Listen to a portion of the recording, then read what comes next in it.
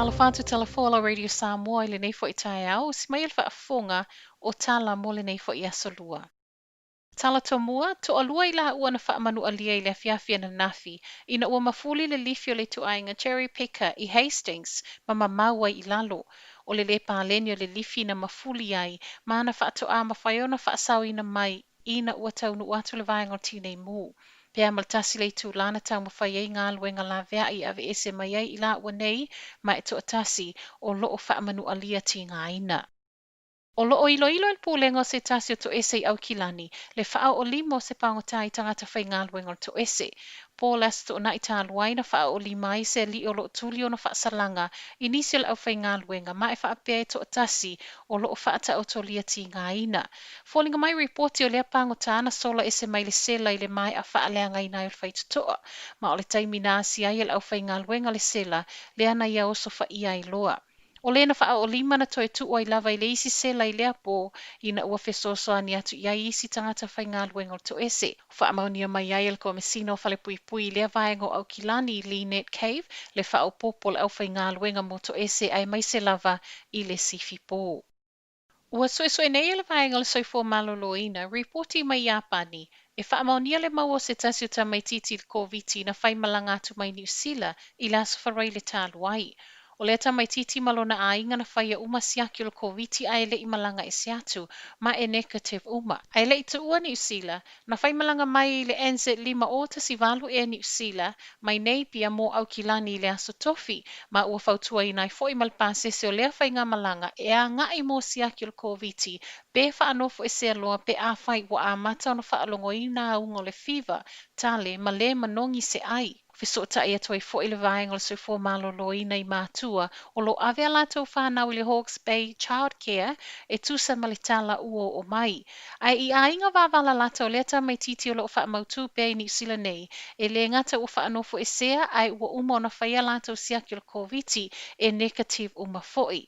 O lo feutanga I vaenga le soifo malolo I nei New Zealand nei mai Japani tusa ma le tūlango siaki o toi whaia nei mo leta mai titi malona a inga. I le COVID lava o le aso nafi na lima I ai aso so e le ai ni community cases. Se I vanga na ai cases mai tangata o loo whai malanga mai te tono le atunuu. To a lima isi tangata mai whafo whaopopo na wha amau ni ai reporti ana nafi ua mau el COVID e tusa matala mai soifo maloloina ma o loo wha anofo e sea uma. Tasi le aso le matua se alu toto o loo ta oto tinga ina nei fale mai waikato na oso whai se ta I Hamilton le pō le aso saa. Lea ta I wa ave le council I Hamilton tali ai so nei unga I so e ngā leo lo whaia nei. Reporte fōlinga mai o le ta I lava ale a inga. E o mai le taime tu ufa ata se I talo tai au o lo iai lava lea alu toto I le potu tinga ina. Ua toe savali ese Billy Te Kahika ma lana New Zealand Public Party mai a Jamie Lee Ross ma le Advance New Zealand. La ua nei na o mai whaatasi nei vai aso o ile whai ngā pālota le atunu lea whaato a umatu a o lea ua toe te a ele I maua mai lei unga loa I ol whai ngā pālota.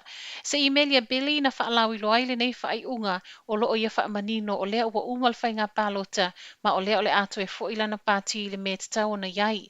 Whai loa ia Ross lo na whaanoa noa il whaato mai o Billy, mana ia whai loa I tala le Herald, la te le ito I tala noa lava ma Billy talu o na umal whai ngā pālota, vanga nā ai I meli.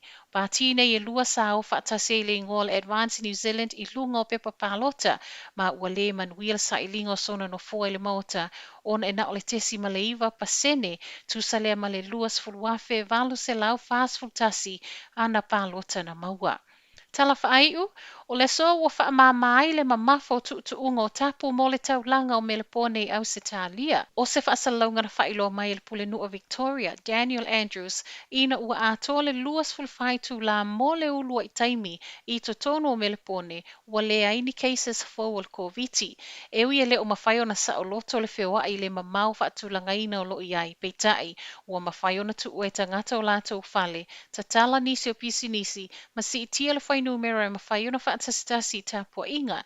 Stete le neo Victoria na o mai aile silia ma le ivas fulu pasene o leo whaingo tangata Australia wa mali liu o na lava o le COVID. O talafona mo le nei tae au, manuia le nei aso.